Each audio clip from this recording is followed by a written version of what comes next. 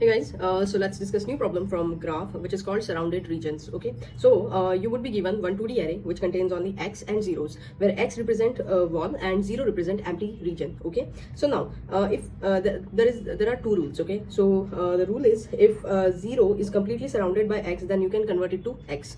Okay, 0 is surrounded by x. Okay, you can convert it to x. And if any boundary touches 0 touches any boundary, then in that case you cannot capture that, means you cannot convert it. Okay, and one more thing, so for example, if the array is something like this, okay, let's say this and this, or let me write this one.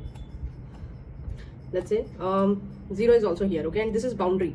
So first of all, do you have any 0 which is surrounded by x? No, you don't have, right? But let's say,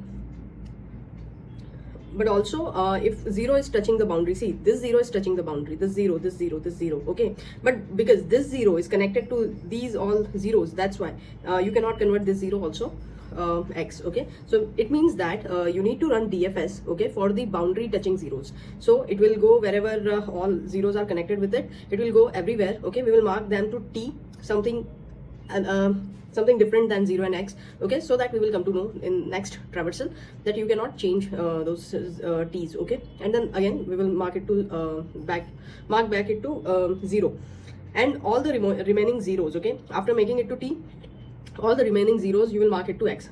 That's it, simple logic. Okay, so for example, let's say this is the given input. Okay, now here if you see this 0, okay, this 0 is surrounded by x. See, here it is x, okay, now but here it is 0. So if you check, it is connected to this 0, but if you check that this 0 is surrounded with x. Okay, so it means that you can convert these three zeros to x, because they are not touching boundaries. Okay, and this 0 is touching boundary. Okay, so you will mark it to t, and then after marking it to t, okay, after traversing all the boundary touching zeros, and you will apply DFS for the all boundary touching zeros, whatever is remaining in your array, okay, you just mark it to blindly x. So like we have blindly marked it to x, okay, these three zeros, so this one will be your output. So the middle 0 region is surrounded, so convert it to x, and the bottom 0 touches boundary, it stays 0. Fine. Now this example we have just seen. What you will do, see, if you see the code, it is very simple. Okay, you will first find, you have given one board 2D matrix, this one, let's say it is called board.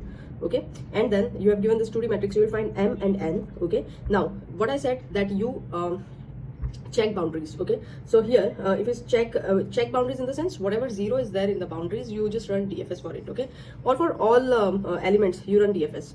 Okay, so here you are running DFS for I comma 0 and I comma n minus 1. So I comma 0 is this one, because I will vary, right? So 1 0 2 0 3 0, so this is, and I comma n minus 1 is this boundary. Okay, similarly this 0 comma j is this boundary, 0 1 0 2 0 3, right? So this boundary, and here the next one m minus 1 j is this boundary. So you will run DFS for all four boundaries. Okay, after running DFS for all four boundaries, okay, what you will do, and in that DFS what are you doing, let's check. So if your r, okay, row value is lesser than 0, or column value is lesser than 0, okay, or row value greater than number of rows, column value greater than number of rows, in that case, or equal to also, okay, and also board of RC is not equal to 0, okay, so you will just return, because we are only concentrated with zeros only. Okay, we need to convert 0 to x. So otherwise, so whatever sale you are visiting, okay, in the boundary, if it is 0, because not 0, so you are checking here, right? So if it is coming here, it means it is 0, so you will mark it to t. Okay, and then run DFS for all its neighbor node, neighbor in the sense top, down, left and right. This is how you will mark all the boundary touching zeros, and all the zeros associated with this boundary touching zeros, you will make it to t. And after making it to t, what you will do, you will again run two for loops. Okay, again traverse the array, 2D array, and if it is 0, mark it to x. If it is t, again mark it to 0. That's it. Thank you.